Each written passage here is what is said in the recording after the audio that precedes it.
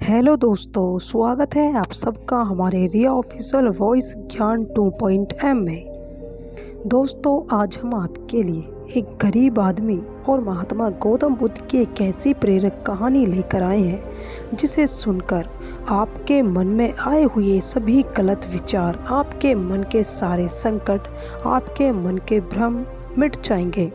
दोस्तों, इससे पहले आप इस दुख भरी कहानी में खो जाएं, हमारा आप सबसे हाथ जोड़कर निवेदन है, अगर आप हमारे चैनल पर नए हैं तो प्लीज़ वीडियो को लाइक करें, शेयर करें और चैनल को ज़रूर सब्सक्राइब करें, क्योंकि हम आपकी बुद्धि के विकास के लिए, आपकी ज्ञान के विकास के लिए इस चैनल पर आपके लिए धर्म से संबंधित ज्ञानवर्धक वीडियोस लाते रहते हैं, जिससे आपको अति ज्ञान की उत्पत्ति होती है। तो चलिए जानते हैं महात्मा गौतम बुद्ध और इस गरीब आदमी की कहानी को।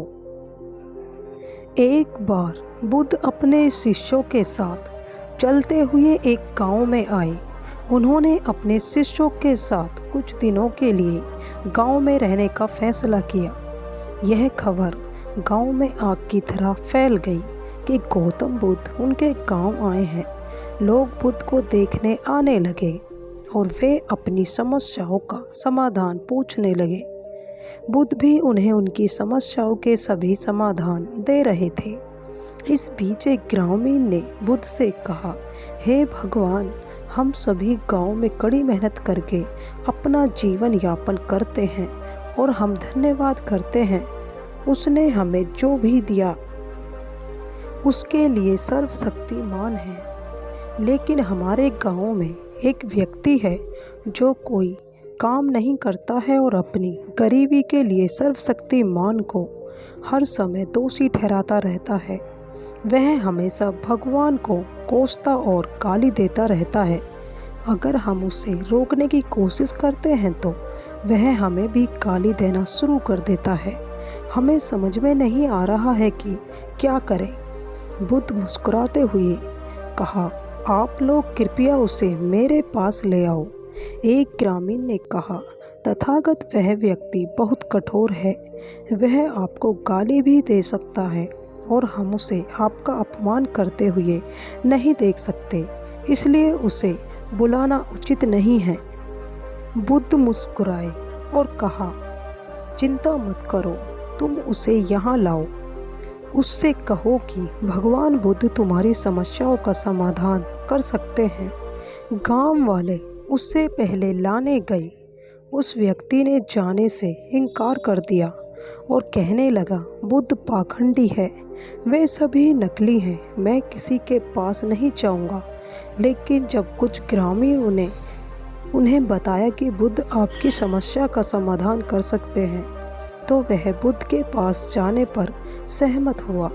वह व्यक्ति बुद्ध को देखता रहा और कहा, आपने मुझे यहाँ क्यों बुलाया है? क्या आप मुझे बताना चाहते हैं?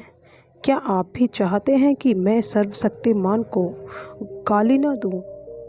जो उन्होंने मुझे दिया है वह मुझे गाली क्यों न दे? उसने मुझे यह बेकार शरीर दिया, लेकिन शरीर के लिए धन की भी आवश्यकता है। सर्वशक्तिमान ने क्यों नहीं दिया मुझे पैसा? मैं इस बेकार शरीर के साथ क्या करना चाहिए? अगर आप मेरी पैसे की समस्या को हल कर सकते हैं तो यह ठीक है, अन्यथा अपनी बोरी पैक करें और इस गांव से बाहर निकले। मुझे पता है कि सभी भिक्षुक नकली हैं। बुद्ध उसको सुनकर गुस्सा होने के बजाय मुस्कुरा रहे थे। रशन का शब्द बुद्ध ने उस व्यक्ति से कहा, मेरे दोस्त, मैं न तो आपसे ईश्वर में विश्वास करने के लिए कह रहा हूँ और न ही आपको उस पर विश्वास न करने के लिए कह रहा हूँ। किसी व्यक्ति के सुख दुख का कारण उसका अपना कर्म है, इसलिए यदि आप कड़ी मेहनत करते हैं तो किसी और को कोसने के बजाय तो आपकी पैसों की समस्या हल हो सकती है। बुद्ध की बात सुनकर वह आदमी उग्र हो गया और कहा, मुझे आपके व्याख्यान की आवश्यकता नहीं है। आप मुझे एक पाखंडी की तरह दिखते हैं। मैं यहाँ केवल पैसे की उम्मीद में आया था। मुझे बताओ कि क्या आप मेरी पैसों की समस्या को हल कर सकते हैं, अन्यथा जाओ यहाँ से। बुद्ध ने देखा कि यह व्यक्ति को समझ में नहीं आ रहा है। जैसे इस बुद्ध ने उस व्यक्ति से कहा, देखो दोस्त, मेरे पास पैसे नहीं हैं और न ही मुझे किसी पैसे की ज़रूरत है, लेकिन हाँ, मैं एक राजा को जानता हूँ। मैं उससे पैसे ले सकता हूँ, लेकिन बदले में आप उस राजा को भी कुछ देना है। उस आदमी ने कहा कि मैं राजा को क्या दे सकता हूँ, मेरे पास उसे देने के लिए कुछ नहीं है।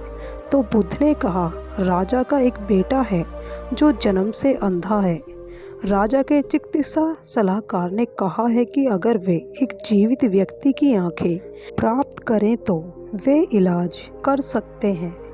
राजा के बेटे को आंखों की ज़रूरत है। अगर तुम अपनी दोनों आंखें राजा के बेटे को दे दो तो राजा तुम्हें तुम्हारे वजन के बराबर सोने के सिक्के देगा और फिर तुम उनसे अपना जीवन जी सकते हो। बाद में उस व्यक्ति ने क्रोधित होकर कहा कि तुम क्या कह रहे हो, मुझे अपनी आंखें देनी होंगी। मैं अपनी आंखें किसी को क्यों दूं? आदमी ने कहा, हाँ, मुझे पैसे की ज़रूरत है, लेकिन इसका मतलब यह नहीं है कि मैं पैसे के लिए अपनी आंखें बेचूंगा। अगर मेरे पास आंखें नहीं होंगी तो मैं पैसे का क्या करूंगा? बुद्ध ने कहा, ठीक है, अगर दोनों आंखें नहीं दे सकते तो कम से कम एक दे सकते हो। तुम्हारी एक आंख की भी मैं तुम्हें राजा से तुम्हारे वजन के बराबर सोने के सिक्के दिला सकता हूँ। उस आदमी ने कहा, क्या तुम पागल हो गए हो? मैं सोने के सिक्कों के बदले में अपनी एक आंख भी नहीं दूंगा। मेरी आंखें अनमोल हैं। मैं अपनी कीमती आंखें कैसे बेच सकता हूँ? बुद्ध ने कहा, अगर आपको बदले में पैसे चाहिए तो राजा को आपको कुछ देना होगा। वह आदमी ने कहा, मेरी आंखें अनमोल हैं, आप कृपया इस मामले को छोड़ दें। मुझे पैसे की ज़रूरत नहीं है। मैं किसी भी कीमत पर अपनी आंखें नहीं बेचना चाहता। यह सुनकर बुद्ध ने कहा, मेरे प्यारे दोस्त, अभी कुछ क्षण पहले आप अपने शरीर को बेकार कह रहे थे, लेकिन अब आप कह रहे हैं कि आपकी आंखें कीमती हैं। आपकी आंखें आपके शरीर का एक छोटा सा हिस्सा हैं। अगर आपकी आंखें अनमोल हैं तो आपका शरीर कैसे बेकार हो सकता है? गौतम बुद्ध के इन शब्दों को सुनकर उस व्यक्ति की आंखों में आंसू आ गए और वह गिर गया। बुद्ध के पैर पकड़कर रोने लगा। बुद्ध ने उसे उठा लिया और कहा कि मेरे दोस्त, प्रकृति ने हमें यह अनमोल शरीर दिया है, लेकिन अधिकांश लोग इसे अनदेखा करते हैं और खुद को कोसते रहते हैं। कुछ क्षण पहले आप कोस रहे थे और सोच रहे थे कि आपका शरीर बेकार है, लेकिन अब आप यह सोच रहे हैं अमूल्य। वास्तव में मनुष्य को जो भी मुफ्त में मिलता है वह उनकी कीमत नहीं समझता है। इसलिए हमें प्रकृति का आभारी होना चाहिए कि उसने हमें यह अनमोल शरीर दिया है, जो सभी जीवित प्राणियों में सबसे अच्छा है। खुद को कोसने की बजाय परमात्मा को धन्यवाद देना चाहिए कि आपको इतना सुंदर खूबसूरत बनाया है। आप विचार दुनिया में बहुत से ऐसे लोग हैं जिनके पास आंखें तो हैं लेकिन देख नहीं सकते, लेकिन फिर भी वह परमात्मा को धन्यवाद देते हैं। आपके पास तो आंखें हैं, आपके पास तो सब कुछ है। प्रकृति ने जिसको जैसा बनाया है उसको स्वीकार करना चाहिए और उसके लिए परमात्मा को धन्यवाद देना चाहिए। मैं आशा करती हूँ आपको ये कहानी का महत्व समझ में आ गया होगा। इस कहानी से आपने क्या सीखा हमें कमेंट बॉक्स में ज़रूर बताइएगा। अगर आपको ये कहानी पसंद आई हो तो वीडियो को लाइक करें, शेयर करें और चैनल को ज़रूर सब्सक्राइब करें, क्योंकि फिर लौटेंगे हम ऐसी ही नई कहानी लेकर, नई सोच लेकर। तब तक स्वस्थ रहें, खुश रहें। जय हिंद, वंदे मातरम।